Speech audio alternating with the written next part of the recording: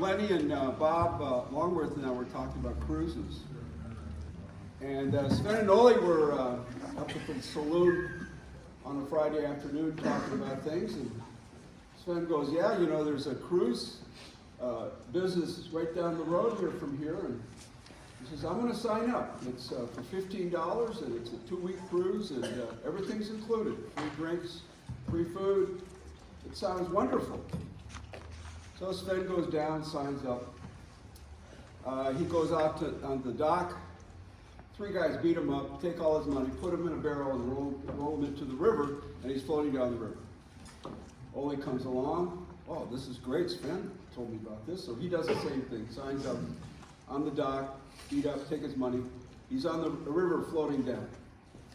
So sure enough, Ole catches up with Sven in the barrel. And they're just having a great time. Oh, this is lovely. Oh, lovely. Look at the scenery. This is just wonderful.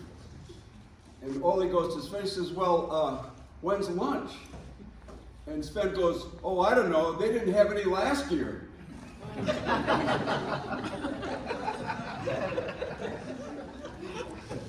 Anyway. So just to let you know, some activities are coming up for the lodge this next March and February.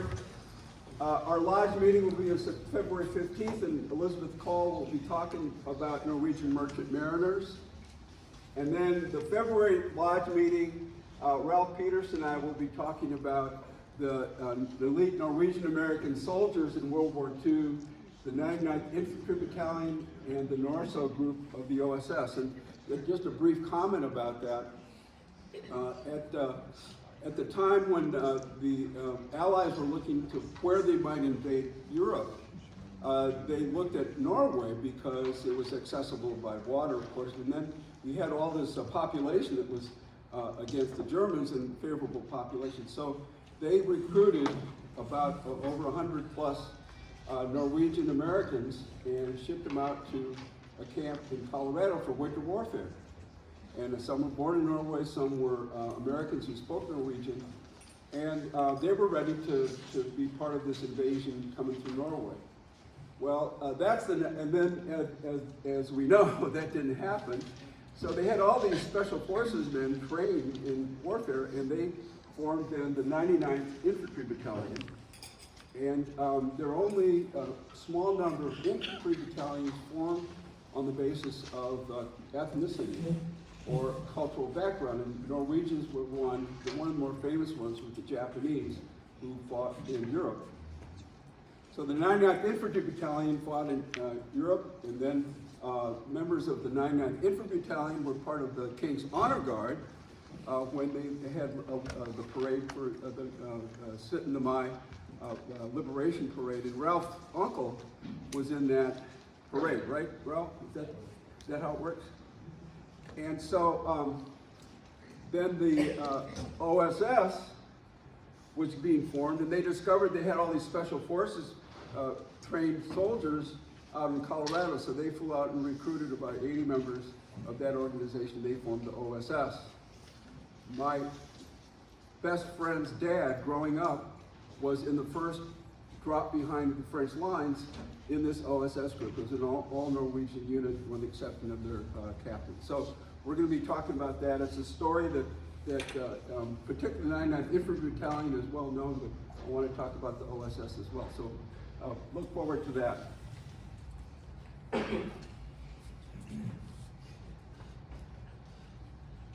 I just want to remind you, and every time we send out an announcement, that all these presentations are on a YouTube channel. They're recorded and on the YouTube channel. So if you can't go to the meeting, you want to find out what's going on, go to the YouTube channel. And we send this out periodically. You don't have to keep writing down this text link. But just to let you know that we do record these presentations, and they're on our YouTube channel. So a couple of important events coming up in April. This is the Norwegian Lady Ceremony. If most of us who have lived here for a while know about the Norwegian Lady. The Norwegian Lady was formed to honor the wreck of the freighter Dictator off the coast of Virginia Beach 133 years ago. It was washed into shore. There was a rescue unit from Virginia Beach who rescued the sailors from the ship. The captain's wife, a pregnant wife and son, died unfortunately. And in memorial of that event, Virginia Beach then erected a statue. Well, the reason they erected the statue was the ship came from Moss, Norway. And so Moss, Norway had erected a ship in memory of the dictator wreck, and then Virginia Beach said, yes, we'll put one up as well. So we have twin statues. The Moss, Norway statue faces across the Atlantic to Virginia Beach, and the Virginia Beach statue faces across the Atlantic to Moss, Norway. And it's a wonderful event at the ocean front, and I would encourage you to come. We have a reception at the Surf and Rescue Museum in Virginia Beach, and that's April 7th at 1:30. And then we have our NATO parade, April 20th. Here's our float, and we have several of our lodge participate in the parade. It's huge, and we keep adding more and more nations to NATO now, and Sweden is going to come on board, and then Finland, so it's a wonderful event, and put that on your calendar as well. So, Sons of Norway.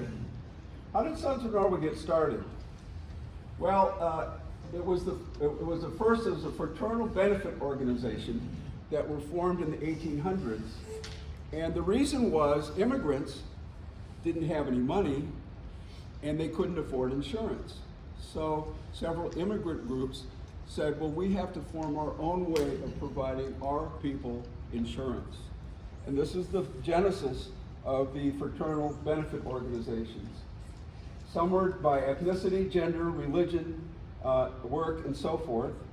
And the Sons of Norway was formed by a group of Norwegian immigrants in 1895.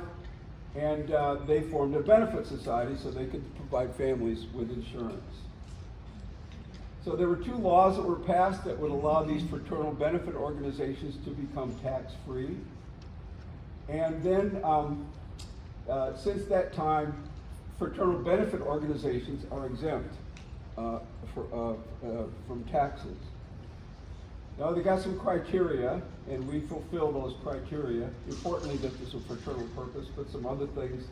We do have regalia, believe it or not, and there's the organizational structure is as follows. Then we have an international lodge, a district lodge, a local lodge, and then the headquarters are located in Minneapolis off of Lake Street. I went to high school about 4 blocks down from the headquarters of, it's Hampton and Lake is what it is. We got a fellow Minnesota guy, we're talking a little inside baseball there, guys. So, International Lodge has 3 countries, United States, Canada, Norway, and that's why we sing all 3 national anthems. And here's the International Board of Directors, and there's our representative, Ralph, up there, for conducting business. Thank you, Ralph, for the great participation. Here's the districts. We're District 3 over on the Atlantic Seaboard, and it's every state from Maine down to Florida. And it was originally started in Brooklyn, and 4 members from District 3 have been international presidents. And we're in here. There are 7 zones, and we're in Zone 7, which is from Virginia down to Florida. And so here's the lodges that participate in District Zone 7. We are currently the second largest lodge in District 3. The largest is in Washington, D.C., which really isn't in Washington, D.C., it's in Northern Virginia, but they have to have a little cachet with the name. So if you said, well, we're the Northern Virginia Lodge, that's not as cool as Washington, D.C. Lodge. Makes it sound more connected, maybe. And here's our banner. And so we are the 3rd district, so our number is 3-522. So we're the 3rd district, and the 522nd is our specific number for our lodge. Any questions on Sons of Norway organizational structure and so forth? Well, I want to go through some of the components of the Sons of Norway then. Sons of Norway has three components. One is fraternal, that's our lodge organization and structure. Financial, which is predominantly insurance and other benefits. And then a foundation that provides scholarships and grants.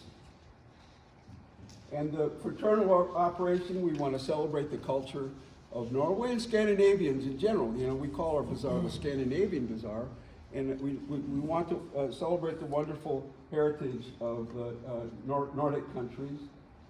And the financial business have provided $7.5 million to support the lodge structures.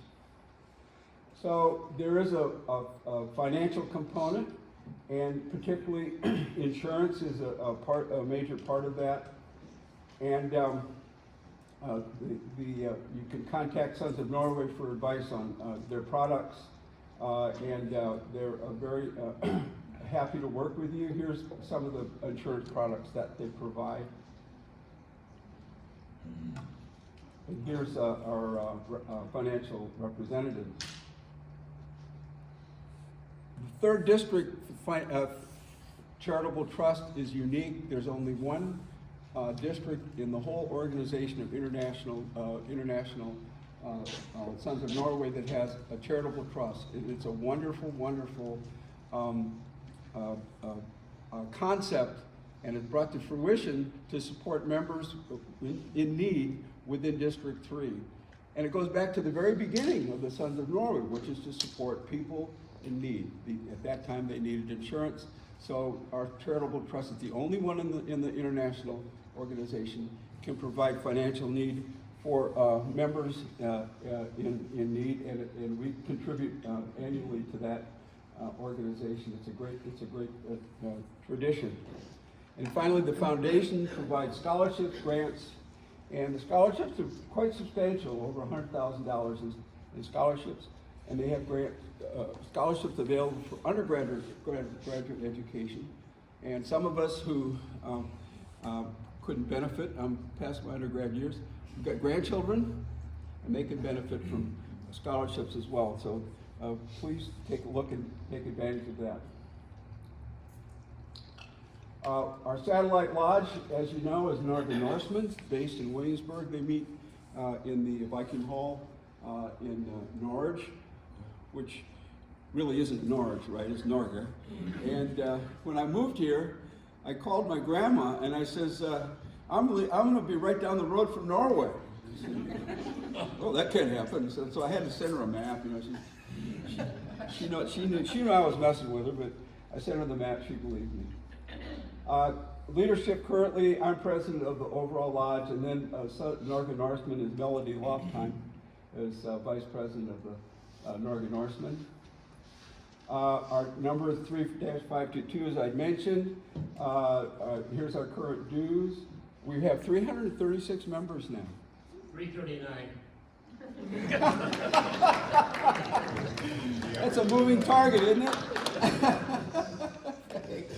So it's wonderful, and we recruit a lot of members from the Bazaar, which is probably our main recruiter, but we get calls. We had a call from a gentleman, Magnar is his first name, I can't remember his last name. He's in Fishersville, Virginia, which is on the road from Charlottesville to Stanton. And he heard we had he found our Facebook, and we had a lodge, and he signed up in our lodge. We got a member in Fishersville. The farthest away is a guy named John Grunseth, who's he's my Norwegian soul brother. We grew up together in Minneapolis, and it was his father that was on that first OSS drop. He lives on an island off of Scotland. I'm not so sure why he's there, but he's having a good time. And a lot of lobsters and terrible weather. And so our 339 now, it's really fantastic. And thank you for the new members for joining. It's great to see you, and I know you're going to enjoy your association with Sons of Norway. And we do have a website and a Facebook. And our lodge has won several awards, particularly during the tenure of our previous president, Lenny Zingarelli, and with our growth. And the enthusiasm of sharing culture and fellowship, it's really brought some rewards to us. I'm not so sure we're in the business just to get a lodge award, but it certainly it pays off. Yeah. Mike, I just like to point out, when you're looking at it, it says, oh yeah, what? Well, I was on a district board for 10 years and never ever did I see any lodge win back to back. And if they won more than one in their lifetime, that was also close to a miracle. So this is, I looked at that sometimes and I go, oh my goodness, what's happening here? Yeah, you figure these and pro teams are lucky to do a three-peat. Kansas City's going for a repeat. And here we got, look at the run we've got from 17, 18, 19. So thanks a lot, Lenny. Congratulations for all your hard work. Not everyone who had participated in that. And we're going to continue to get recognition. Mike? That's nice. Yeah. What's the difference between large and family lodge? Okay, difference between large and family member. I mean, I get small and large, Yeah. that's easy. What's large What and qualifies for family membership? Family lodge is when there's a lot of activity for youth, and they have scholarships, and there's a large youth population. And every year you have to rate the lodges. You have to send in a form to tell what kinds of activities you've done and things like that. So you send in a form for the family lodge of the year. Our most recent And then they vote on that. most recent youth activity, we struck up a partnership with Tallwood High School in Virginia Beach has a Scandinavian culture club, and they found us on Facebook. Well, it's good stuff. And then they contacted us, and I attend meetings about every other month. I go to their club meeting, and boy, I forgot what it's like to navigate in the hallway during lunch period. I mean, you just got this wave coming at you. So, but that's a wonderful, and we had 22 from that club come to our bazaar last November, so we got a really close relationship with them. So I just want to show you some slides from our bazaar, and our bazaar is back in action. We had a record attendance at our bazaar, and then we'll see that Norgan Arsman had a record attendance as well. And it's a very popular, raise some money, but we also are able to bring new members in. Here's our kitchen crew. This is a can of fish balls here. And I got a can of fish balls, and Sylvia just made some fish balls, and you know what? I think they're okay. And, Anna Greta had some more recipes, you know. So anyway, but it's a big can. I don't know if I can eat all of them. So we're putting an effort into it anyway. As you know, Alex Pincus has renovated our longboat, and he allows us to post it in front of our bazaars. And this boat is part of the NATO parade as well. It is part of our lodge parade in the NATO parade. Norgan Arsman is now expanded into a church in Williamsburg, and they had over 1,000 people come to their lodge, which is amazing. Here's the Norwegian Lady ceremony. This is the King's Guard that year, which was really spectacular. But this is the ceremony itself. At the ocean front, we lay a wreath in honor of the people that died, and the Virginia Beach Rescue Squad has these frogmen people, and they swim the wreath out past the tidal area, and the wreath goes out into the sea in memorial of the people that died in the Dictator wreck. Leif Erikson Day is an event. This is, if you don't know, the Mariners Museum in Newport News has this statue of Leif Erikson. And this is a very famous statue. It was contributed in honor of, in a World's Fair, in honor of Iceland's 1,000 year anniversary of the Althing, which is their parliament. And so this is a replica of that statue. It stands out in front. And we get together with the Icelandic organization, relatively small but loyal. And we all get together, we have a little speech that Lenny wrote, and then we retire to a fellowship. And it's a nice event. It's an absolutely spectacular statue, absolutely spectacular. And we tell a story about Lucky Leif and how he discovered America instead of that other guy. He never discovered America. He landed on an island. I don't know. He had a good PR crew, I guess. And here's our fellowship. We have fellowship lunches periodically. Our Christmas Yule Board, which was a spectacular. We had 90, how many people? 95 attend. And that's always a lot of fun. Good cookies. And then here's our midsummer picnic. And those are just a few of our activities. So, any questions, comments? I got a question, Mike. Yeah. Any chance that we're ever gonna see the Lemkul come back again? Oh, the Lemkul. Lemkul. This is a Norwegian Navy tall ship. And we've been talking about this. It had a regular stop in Norfolk. And this is a ship they use to train the young sailors, men and women. And they go all around the world. And it was a spectacular visit. It's a great ship itself, right? But then, and meet the young men and women, and they're so sharp, and they're all in good shape. And then in below decks, they would have this buffet or smorgasbord, and they had every kind of fish. I ate whale meat, but it was just really great. And then they gave a little presentation. A topical presentation, and it was just a fun trip. Well, they've changed their itinerary, right, Lanes? Yeah. What happened? So they don't. It's not a port of call anymore. Yeah, no, the NATO Norwegian sponsored them, and they always invited our lodge to go and have a luncheon and a tour of the ship. They used to come every November. The answer, no, we're not. I don't know the schedule right now. Yeah. I think we all hope that they come back, but nothing's for. And we'll be sure to let you know.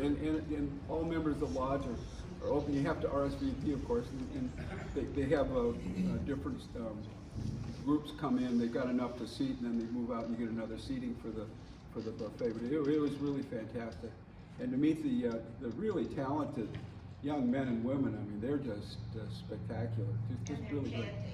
Pardon me? And they're chanting. So they would sing the sea songs. Oh, right. Oh, they sing the sea chanties. And they were also tall. Well, it's right down. It's right down by Waterside there, so that's where they have it. Yeah. How many Leif Erikson monuments are there? I saw one in Duluth, or toward the North Shore. Leif Erikson? Yeah. Okay, I just put this together and I probably can't remember it right now. But the first one was in Boston, and then they've got Chicago. This one here. There's another one in Duluth, which is not Duluth, right? It's Duluth, right? And they've got one in Duluth and a couple more. This is, my opinion, this is the best one. Oh, yeah. By far. You know, but it's really great. Any other questions? Okay, folks. Well, thanks a lot for your attention. Welcome to new members and all our members, and look forward to some more really fun times at our meetings and then also fellowship. So thanks a lot, folks.